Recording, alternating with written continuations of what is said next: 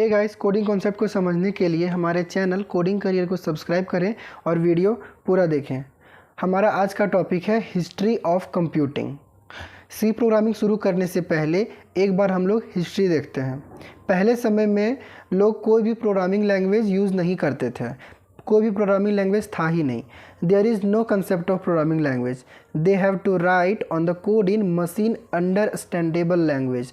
तो machine understandable language होता क्या है? मशीन अंडरस्टैंडेबल लैंग्वेज का मतलब है कि ऐसा लैंग्वेज जो सिर्फ मशीन समझ सकता था। मशीन जो था वो हमारा लैंग्वेज नहीं समझता है, मशीन एक अलग ही लैंग्वेज समझता है जो कि 0 और 1 के फॉर्मेट में होता है, जिसको हम लोग बाइनरी लैंग्वेज भी कहते हैं। क्या कहते हैं? Binary language. तो अब हम लोग देखते हैं कि बाइनरी लैंग्वेज, जैसे मान लीजिए एक हम वर्ड लिखते हैं हेलो, तो हेलो में क्या है? एच का अलग ही बाइनरी फॉर्मेट होता है, ई का अलग ही बाइनरी फॉर्मेट होता है, एल का अलग बाइनरी फॉर्मेट होता है और ओ का अलग बाइनरी फॉर्मेट होता है। तो ये सब जो कलेक्शन है, ये सारा जो कलेक्शंस होता है वही हमारा बाइनरी फॉर्मेट होता है। That represent 8 bit each letter in binary. यहाँ पर बाइनरी में हर एक लेटर जो रिप्रेजेंट करता है 8 बिट रिप्रेजेंट करता है। हर एक लेटर 8 बिट रिप्रेजेंट कर रहा है यहाँ पर। तो पहले लोग ऐसे अपना कोड करते थे बाइनरी लैंग्वेज में।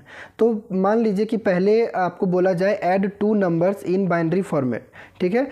बाइनरी लैंग्वेज में आपको 2 नंबर को ऐड करने के लिए कहा जा रहा है। तो आप समझ सकते हैं कि 2 को पहले आप बाइनरी लैंग्वेज में चेंज करेंगे, फिर आप 2 को चेंज करेंगे, उसके बाद आपको एक फाइनल रिजल्ट निकालेंगे। तो ये कितना मुश्किल काम है, ये बहुत ही डिफ़िकल्ट हो जाता है। तो इसको सॉल्व करने के लिए, इस डिफ़िकल्टी से बचने के लिए एक कंसेप्ट लाया गया।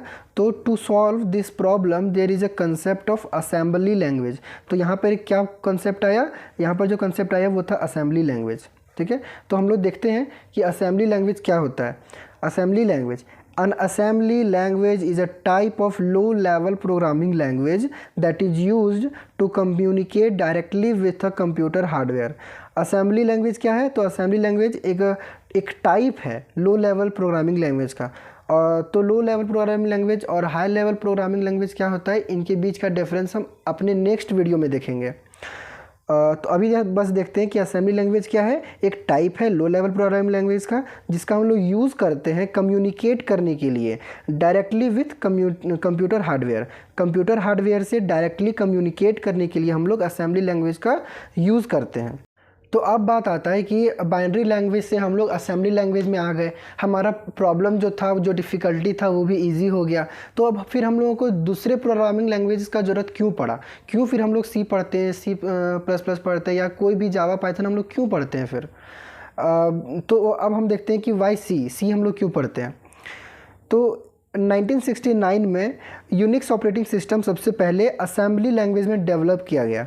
इन 1969 Unix operating system was first developed in assembly language. Assembly language का यूज़ करके यूनिक्स ऑपरेटिंग सिस्टम कब आया था? 1969 में फर्स्ट डेवलप किया गया था, ठीक है? तो असेंबली लैंग्वेज का यूज़ करके जब हम लोग यूनिक्स ऑपरेटिंग सिस्टम बनाने के बाद उसमें फिर कुछ प्रॉब्लम्स आने लगे। There is a problem. क्या क्या प्रॉब्लम था? तो पहला प्रॉब्लम था पोर्टेबिलिटी का। पोर्टेबिलिटी क्या होता है? तो हम लोग समझते हैं portability means ability to run your code anywhere you want. क्या दिक्कत क्या था कि जब हम जिस मशीन में, जिस कंप्यूटर में हम अपना कोड किए हैं, हम सिर्फ उसी में अपना कोड चला सकते हैं, दूसरे कोई भी कंप्यूटर में हम लोग अपना कोड रन नहीं करवा सकते थे, ठीक है? तो वो जो प्रॉब्लम था वो पोर्टेबिलिटी था, ठीक है? लेकिन जैसे ही हम सी प्रोग्रामिंग लैंग्वेज में आ गए, असेंबली लैंग्वेज से हम लोग सी प्रोग्रामिंग लैंग्वेज में आए, तो ये प्रॉब्लम ख़त्म हो गया और हमारा कोड जो था वो पोर्टेबल बन गया। मतलब क्या था कि हम अपना जो कोड है वो किसी भी कंप्यूटर में लिखें और हम उसका सोर्स कोड कहीं भी हम लोग चला सकते हैं, किसी भी दूसरे कंप्यूटर में चला सकते हैं। ये था हमारा पहला प्रॉब्लम पोर्टेबिलिटी का। दूसरा क्या था? दूसरा था less line of code. Less line of code का मतलब क्या है? तो जब हम असेंबली लैंग्वेज में अपना कोड करते थे तो वहाँ पे हमें बहुत लाइन ऑफ कोड करना पड़ता था, बहुत ज़्यादा हम लोग लंबा लाइन ऑफ कोड करते थे। तब हमारा कोड जो था वो रन करता था।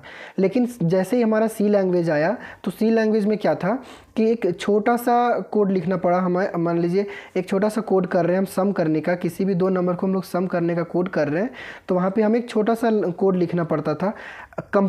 असेंबली लैंग्वेज के कंपेयर में बहुत ही छोटा कोड होता था सी का, बहुत ही कम लाइन में इसका कोड हो जाता था और वो ईज़िली हमें फिर हमारा कोड जो था वो रन कर जाता था। लेकिन यहाँ पर भी एक नया टर्म आया, वो था कंपाइलर। कंपाइलर का एक नया एंट्री होता है यहाँ पर। जो कंपाइलर क्या होता है हम लोग समझते हैं। तो जैसे मान लीजिए कि आप किसी चाइना वाले इंसान से बात करते हैं, मान लीजिए आप चाइना चले गए, तो वहाँ के लोगों से बात करने के लिए आपको उनका लैंग्वेज आना चाहिए, लेकिन आपको तो चाइना आता नहीं है, ना ही चाइना वालों को आपका लैंग्वेज आता है, तो ना ही आप उनका लैंग्वेज समझ सकते हैं ना ही वो आपका लैंग्वेज समझ सकते हैं। तो वहाँ दोनों के बीच में कम्युनिकेशन नहीं होगा। हमें ज़रूरत किसका पड़ेगा, तो एक ऐसे इंसान का ज़रूरत पड़ेगा जो हमारे लैंग्वेज को ट्रांसलेट कर सके एक दूसरे के साथ, हमारा लैंग्वेज उसको समझा सके, उसका लैंग्वेज हमें समझा सके। तो वहाँ पे किसका ज़रूरत पड़ा, ट्रांसलेटर का। सेम इसी प्रकार हमारा और मशीन के बीच में जो लैंग्वेज कम्युनिकेशन था वो यही एक बैरियर बना हुआ था कि मशीन का लैंग्वेज हम नहीं समझ सक रहे थे, 0 1 का लैंग्वेज, और हमारा जो असेंबली लैंग्वेज था वो मशीन नहीं समझ सकता था, मशीन तो बस बाइनरी लैंग्वेज समझता था। तो यहाँ पे बात आ गया कंपाइलर। कंपाइलर एक ऐसा चीज़ बनाया गया जिसके पास वो एबिलिटी है। कंपाइलर के पास क्या था, एक एबिलिटी है, वो एक ट्रांसलेटर की तरह काम करता है। वो इसके पास एबिलिटी क्या है, तो ट्रांसलेट करने का एबिलिटी है कि वो प्रोग्रामर का जो लैंग्वेज होता है वो मशीन को ट्रांसलेट कर देता है। जैसे हम लोग जो कोड लिखते हैं असेंबली लैंग्वेज में, ठीक है, वो कंपाइलर में चला जाता है और कंपाइलर उसको ट्रांसलेट कर देता है मशीन कोड में। मशीन कोड में ट्रांसलेट करता है जो कि होता है बाइनरी लैंग्वेज, बाइनरी कोड, जैसे 0 1 ये इसके फॉर्मेट वो चेंज कर देता है और फिर वो कंपाइल करके ट्रांसलेट करके हमारा वो प्रोग्राम जो होता है, जो कोड होता है वो रन करता है। तो यहाँ पे हमारा वीडियो ख़त्म हुआ। अगर आपको ये वीडियो अच्छा लगा तो लाइक ज़रूर करें।